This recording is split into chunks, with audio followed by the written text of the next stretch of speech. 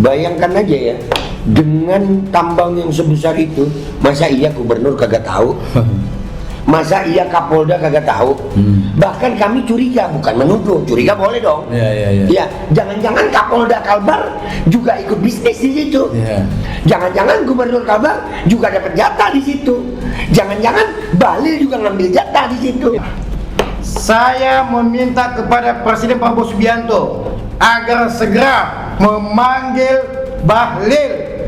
Kenapa data RKAB dari SDM ini bisa lolos?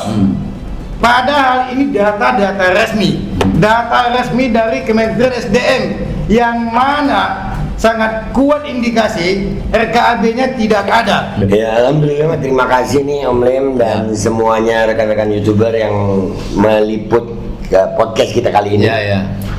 Sebenarnya Om Lem, saya bukan ke gua. Enggak, saya cuman memang kebetulan orang tua saya sudah di masa tuanya, jadi saya mendekat kepada beliau. Masya Allah. Untuk berbakti kepada beliau, mudah-mudahan beliau umur panjang tiada afiat. Nah, kemarin saya datang ke Jakarta untuk reuni 212. Nah, kebetulan saya dengan Bang Iskandar Tanjung ini sudah lama berkawan, bersahabat, dan kami memang memperhatikan masalah-masalah yang terjadi kepada masyarakat Indonesia, khususnya di daerah.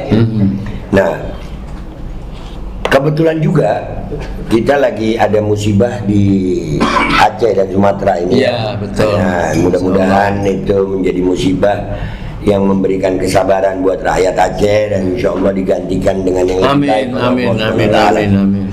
Akan tetapi di situ kami melihat musibah yang terjadi di Aceh ini bukan sembarang musibah. Ini cara Allah Subhanahu wa Ta'ala untuk menunjukkan kepada seluruh masyarakat Indonesia, ini bencana akibat dari tangan-tangan jahat penguasa-penguasa bangsat. Karena sampai hari ini kita melihat bukti-bukti bahwasanya banjir itu yang datang itu kayu-kayu gelondongan. Subhanallah, tanpa akar. Tanpa akar, bahkan ada yang ditemukan dengan udah ada nomornya. Masya Allah. Berarti itu kan hasil penebangan memang, dan itu ada hubungannya dengan pertambangan liar. Memang kan Allah udah bilang wala tabghil fasada fil ardh, jangan berbuat kerusakan di muka bumi. Nah, kerusakan ini itu diakibatkan oleh pemilik konsesi hutan itu. Tapi yang menerima akibatnya adalah seluruh rakyat Indonesia. Jadi waktu saya datang kemarin 212, kebetulan paling Iskandar Tanjung juga datang. Ternyata kami menemukan di Kabupaten Sanggau, Kalimantan Barat, itu ada dugaan tambang bauksit ilegal. Dan setelah saya pelajari juga, memang dugaan ini sangat kuat. Ya, untuk lebih jelasnya nanti Bang Ahmad Iskandar Tanjung yang akan menjelaskan. Ini kenapa saya harus bersuara sekarang, Om Lem. Melihat akibat bencana kemarin di Aceh itu merenyuhkan hati. Bagaimana orang-orang kehilangan tempat tinggal, belum lagi sudah kena musibah. Pernyataan-pernyataan pejabat atau kelakuan pejabat ini pada tolol semua. Ya, bukannya ngebantu malah ngebebanin ya. Yang terakhir Erick Thohir, ya dia bilang mau kirim bantuan alat olahraga buat korban bencana.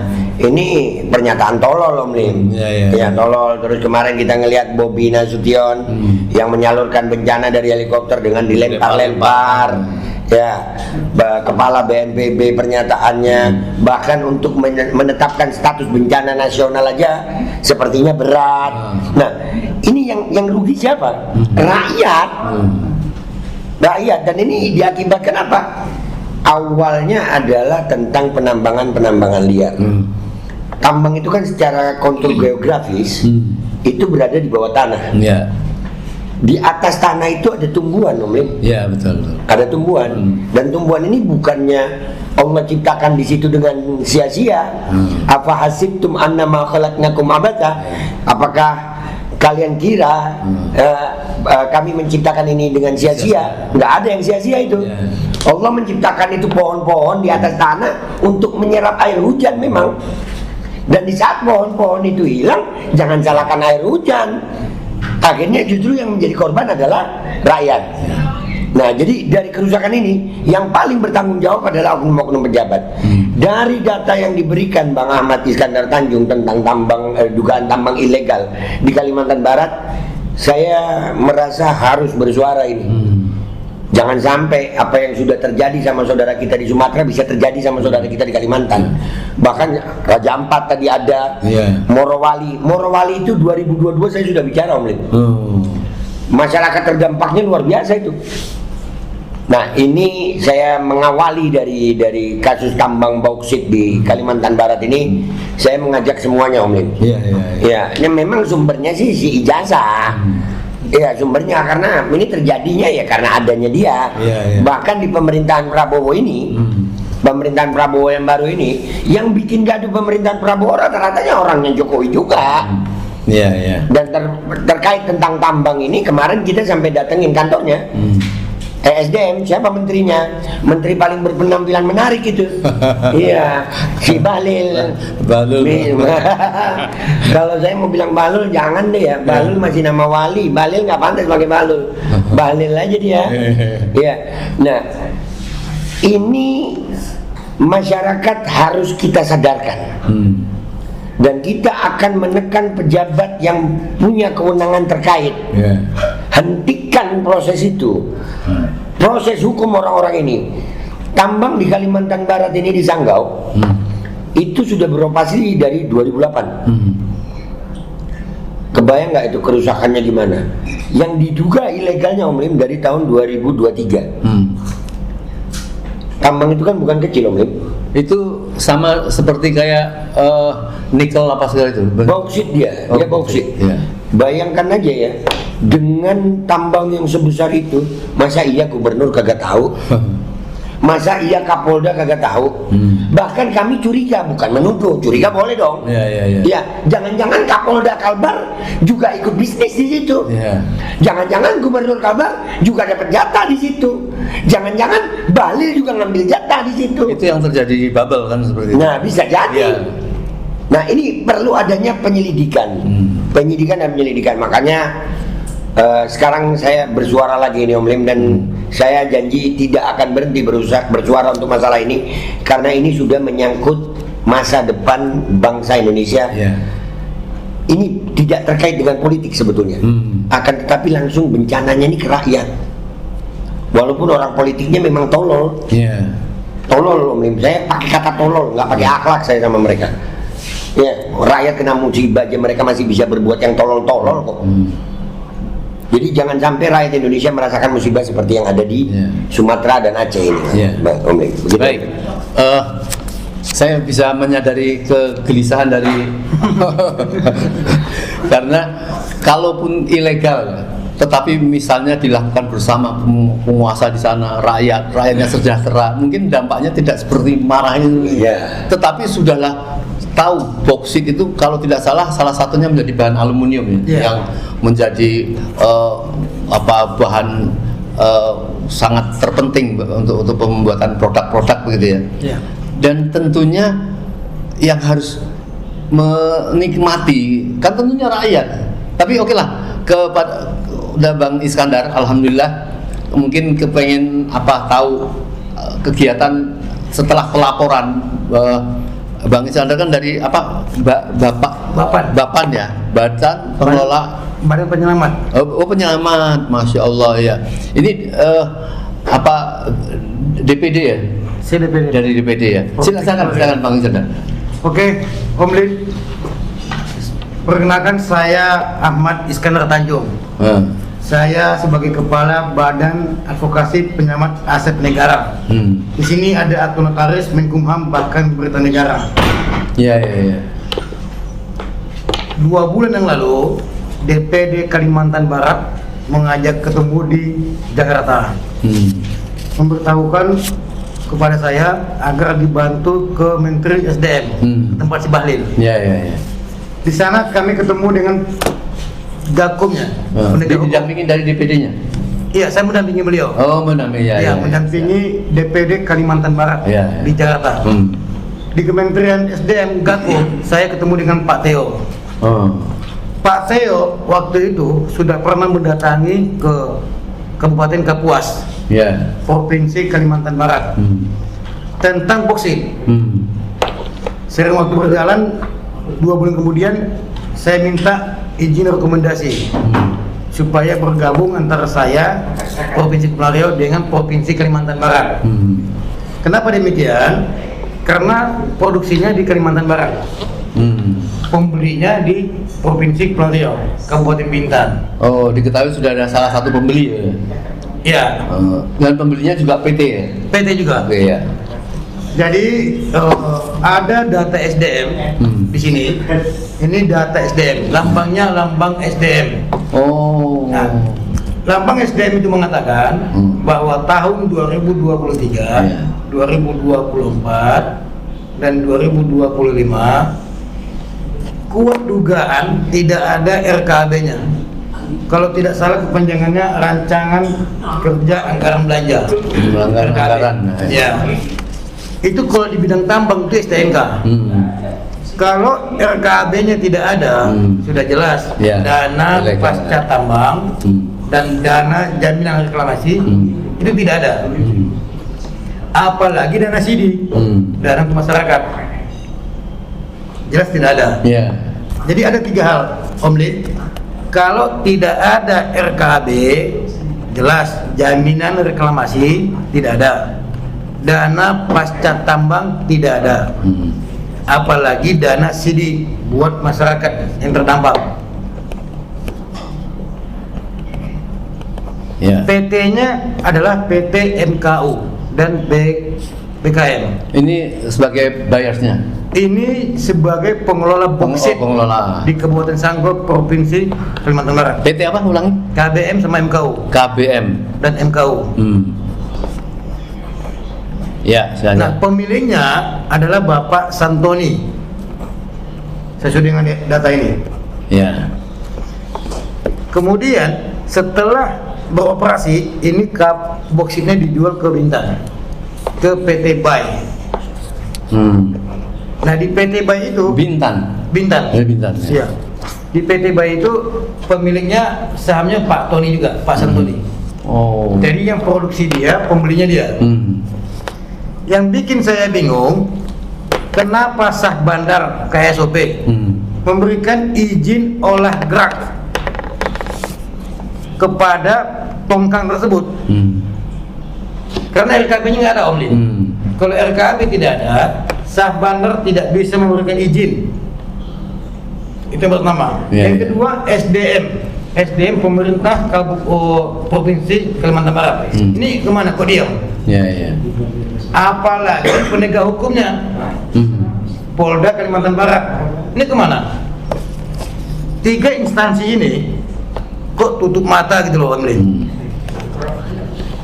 Penegak hukum Polda Kalbar, Sah Bandar Kalimantan Barat, dan SDM Kalimantan Barat.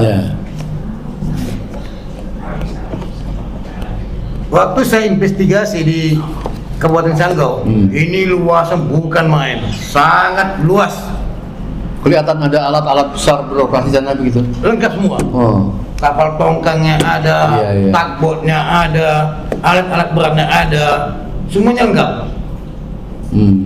Apakah mungkin dengan seluas mata memandang itu pemerintah tidak tahu, penegak hukum tidak tahu, apalagi Sah Bandar? Jadi keresahan masyarakat sudah cukup lama dong? Ya. Jadi kalau saya hitung dengan tim saya DPD Kalimantan Barat, ini dugaan kerugian negara ratusan miliar bahkan triliunan karena ini tambang.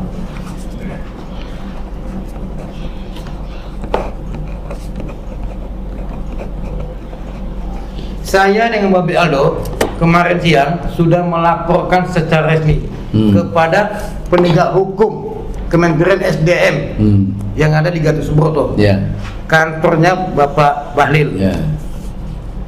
Kami meminta kepada SDM agar dilakukan penyidikan dan penutupan.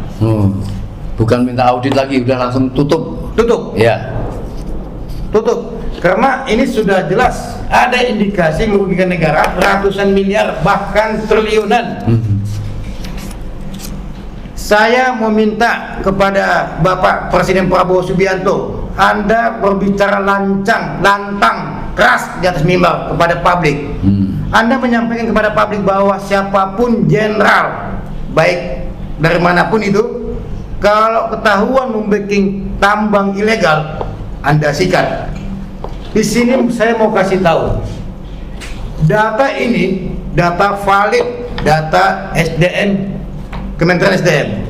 Saya mohon kepada Bapak Presiden Prabowo Subianto untuk segera menindak tegas oknum-oknum yang terlibat di dalam tambang tersebut. Iya. Sanggau itu kabupatennya. Kabupaten Sanggau, Kecamatan Tayan. Berapa Provinsi jauh Kalimantan Barat. dari kota Kalimantan Barat itu berapa jauh? Kurang lebih 3 jam. 3 jam. 3 jam. Iya. 3 jam atau 4 jam. Jadi dia Kecamatan Tayan, Kabupaten Sanggau, Provinsi Kalimantan Barat. Iya. Nah ini waktu PT ini buka ini tahun 2008. Iya. Hingga tahun 2025 sekarang ini. Cuman data saya RKB-nya tidak ada, ini tahun 2022 hingga tahun 2025. Iya. Jadi kalau tidak ada RKB, ini ngapain dibuka? Iya. Kalau nanti tambangnya sudah habis, PT-nya sudah habis mengelola, mana dana pasca tambangnya, dana rebusasi, penghijauan kembali? Iya. Habis kekayaan alam. Makanya ada jaminan reklamasi, ada namanya dana pasca tambang. Apabila nanti boxingnya sudah habis, inilah buat rebusasi, penghijauan. Iya. Seperti itu, Om. Ya, baik. Ini saya kira data awal yang disampaikan dua orang sahabat saya yang tercinta ini, ya, Bang Habedaldo dan Bang Iskandar. Dan tadi Bang Iskandar sudah langsung berteriak, Bapak Presiden, ya, ingin menangkap pencuri-pencuri, dan sekarang dilaporkan tentang salah satu sudah dari sekian banyak dari masyarakat, ini adalah di Sanggau, sebuah kabupaten yang ternyata terkandung sebuah bahan bauksit, ya. Dan ini tentu mengapa diprotes, karena memang beliau tadi mengatakan bahwa pemiliknya itu salah satu PT dan pembelinya PT itu juga. Ini kan luar biasa. Ini bukan pencurian 3, 4, 5 gelondong kayu, ya. Ini adalah sebuah alam yang diobrak-abrik milik rakyat dan tidak adil kepada rakyat, tentu kepada negara. Tentunya setelah ada pemberitaan secara awal ini, ya, saya yakin andai kata Pak Prabowo, Bapak Presiden betul-betul mau menegakkan, menangkap pencuri-pencuri ini, mestinya besok sudah ada satu tinjauan di lapangan, ya. Benar Kak yang dikatakan oleh Bapak Iskandar, ya. Dan ini sangat penting sekali untuk menegakkan hukum, ya. Jadi beliau bahkan meyakinkan ini sudah tidak perlu berkepanjangan. Kalau penelitian kemudian melakukan di audit dan sebagainya itu iya, tetapi kalau sudah jelas-jelas seorang pencuri, ya, itu yang penting dia ditangkap dulu dan ditegakkan hukum dulu dan dihentikan, ya, kegiatannya, ya, sampai betul-betul memang negara menguasai, kemudian membuat suatu keadilan bahwa itu akan masuk pada kas negara misalnya.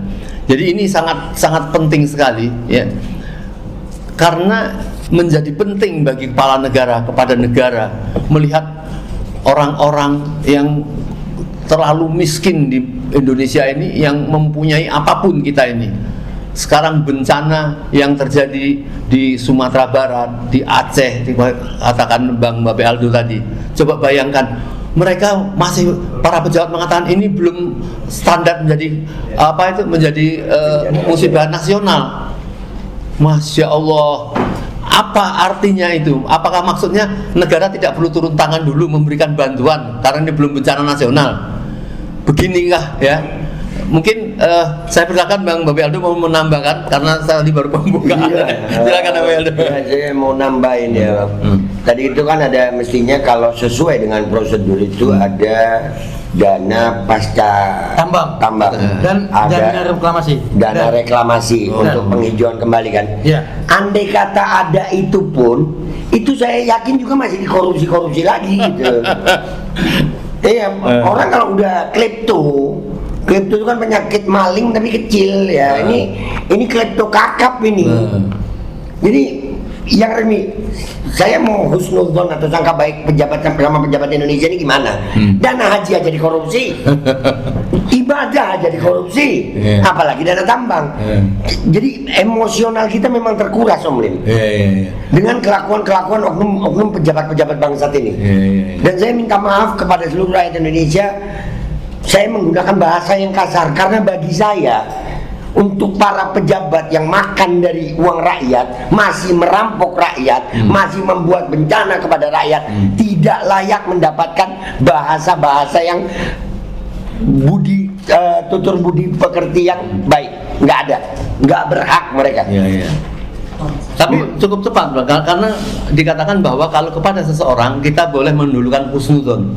Tapi kalau pada pejabat, kepada penguasa, kita bisa mendahulukan suudzon sampai benar-benar tidak ditemukan kejahatannya. Nah ini bagaimana nggak ditemukan? Sampai-sampai karena mereka mungkin merasa terlalu punya kuasa menutupi kejahatan mereka, akhirnya alam yang membongkar kejahatan mereka. Masya Allah. Alam yang sedang membongkar kejahatan mereka. Allah turunkan itu air untuk membawa bukti-bukti tentang pembalakan liar yang ada di Sumatera. Kayu-kayu itu Allah bawa turun dengan airnya. Yang jadi korban rakyat, Om Lim. Jadi saya pengen insya Allah dari podcast ini nggak terakhir saya mau podcast, mau bersuara ini.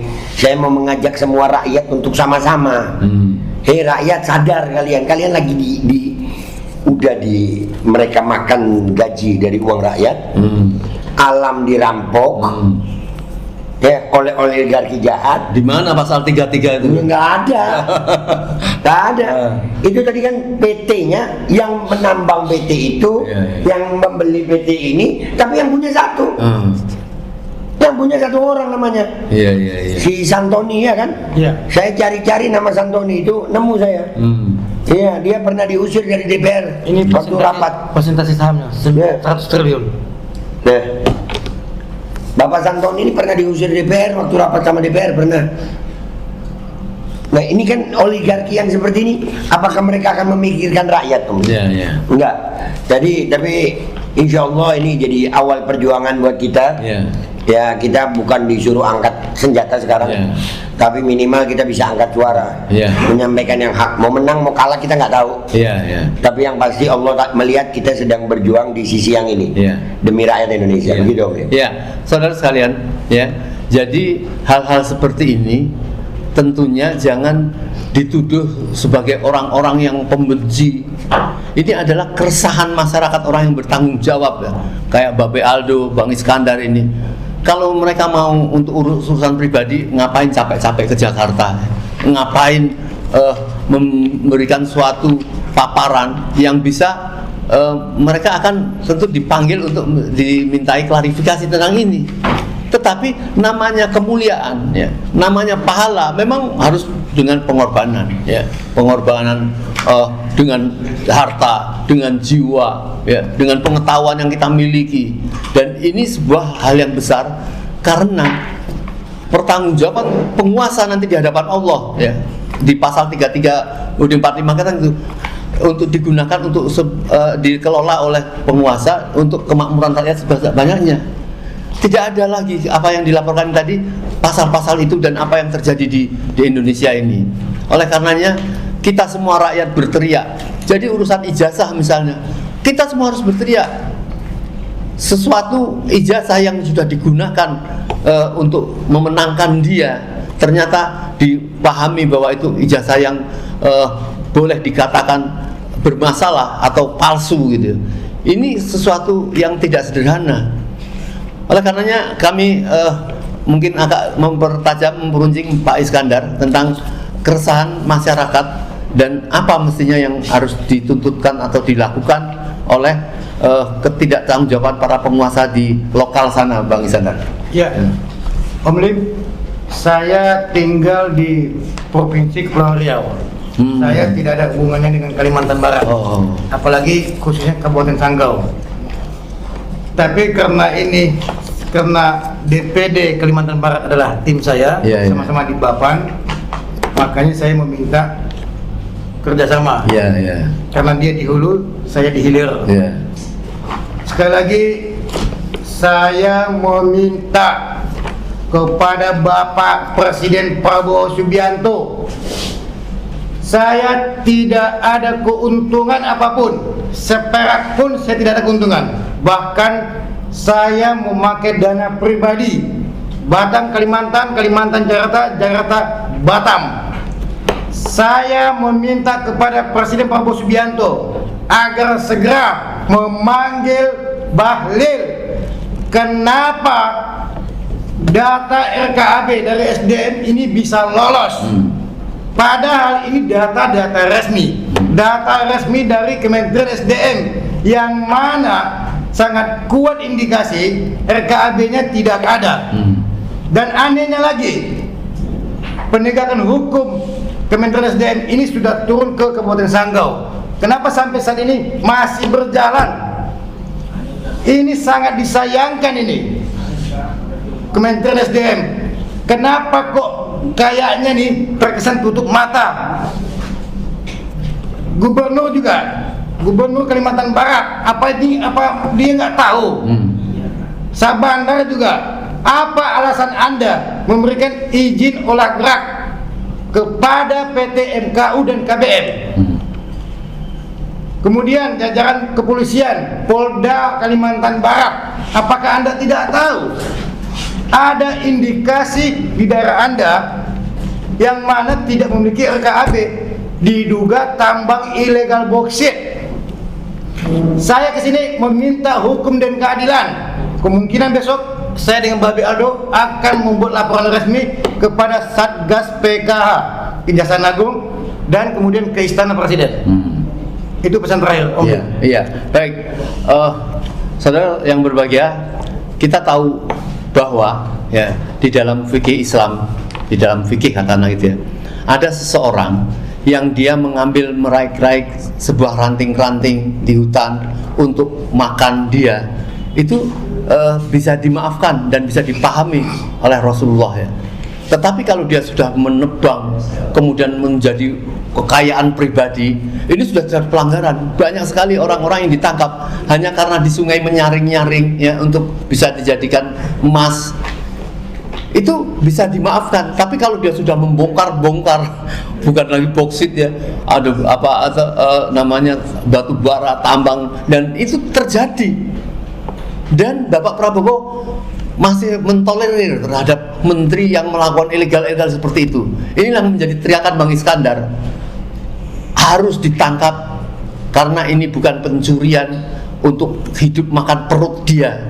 Ini sebuah PT yang sudah merekayasa, mengeksplorasi, kemudian pembelinya mereka sendiri.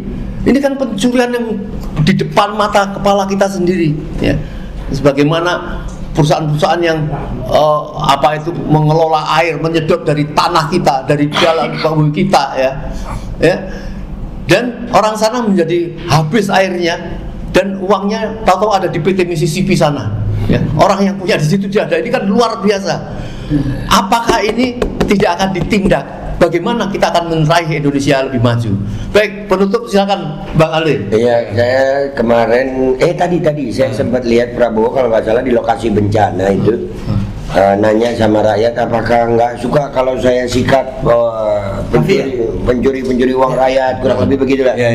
Pak Prabowo, tolong Pak, tolong jangan pidato aja Pak begitu Pak. Jadiin kapan disikat? Indikasinya udah banyak ini Pak. Kalau cuma di pidato aja, kapan bukti nyatanya? Kami mau lihat itu Pak. Ini rakyat Aceh, Sumatera Barat udah jadi korban Pak. Mau sampai kapan Pak?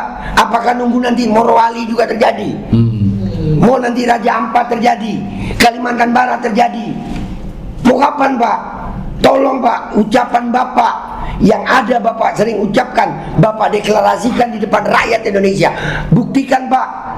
Umur nggak ada baunya Pak. Bapak udah usia berapa? Bukan saya mau akan mati, bukan. Tapi kita nggak tahu umur. Mudah-mudahan Bapak umur panjang, minimal sampai jabatan Bapak habis dah. Karena kalau Bapak nggak ada sekarang, lebih serem lagi nanti.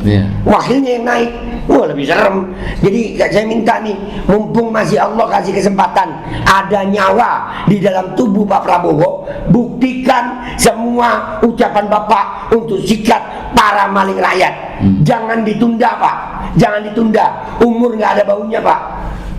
Pagi kita masih bisa makan enak, malam sudah tiada. Lihat itu bagaimana korban bencana Sumbar. Apakah hanya mereka yang bisa kena musibah? Tidak, kita semuanya bisa kena musibah. Bahkan kematian tidak menunggu bencana Pak. Kepleset di kamar mandi juga mati Pak. Itu aja. Buktikan Pak Prabowo sebelum ajal menanti. Terima kasih. Ya, Bapak Presiden yang terhormat, ya apa yang disampaikan Babe Aldo, Bang Iskandar, nampak ada kepercayaan dan harapan kepada Bapak Presiden. Mengapa berteriak Pak Presiden, Pak Presiden? Tetapi masyarakat yang saya tidak ngerti, mereka nampaknya melihat bahwa Pak Prabowo itu tidak berani sama Jokowi. Ini yang jadi masalah. Yang bermasalahnya adalah menteri-menteri warisan dia, dan nampaknya memang harus menjaga dia. Jadi ini yang diharapkan, keberanian Bapak tanpa pandang bulu ya. Tadi sudah menyebut-nyebut Bahlil dan sebagainya. Ini sudah disebutkan dari masyarakat pelosok sana ya. Bukan saja kejahatan terhadap aktivitas dan kebijakannya, kalau itu sebuah kebijakan ya, sempat saja menjadi memalsukan juga ijazah ya. Seolah lulusan doktor dari UI begitu dia langsung besoknya ditindak sama UI. Nah, inilah untuk menjaga kemuliaan negeri kita dibutuhkan keberanian, kejujuran, dan bukan omon-omon kata Bang Ali kepada Bapak Presiden. Mumpung masyarakat ini sekarang ini masih punya harapan dan berharap kepada Bapak ya. Semoga rakyat kita tergembirakan ya. Jangan sampai kita mempunyai semua apa yang tidak dimiliki oleh negeri-negeri lain. Kita ini seperti ngemis-ngemis, seperti ayam yang dia lapar di atas lumbung padi. Ini kan berbahaya sekali. Dengan ungkapan pada malam hari ini, semoga menjadi harapan-harapan kebaikan kita ke depan, dan kita bisa mendampingi kalau mau. Mereka berdua ini akan tetap melaporkan kemana besok, ke Satgas PKH.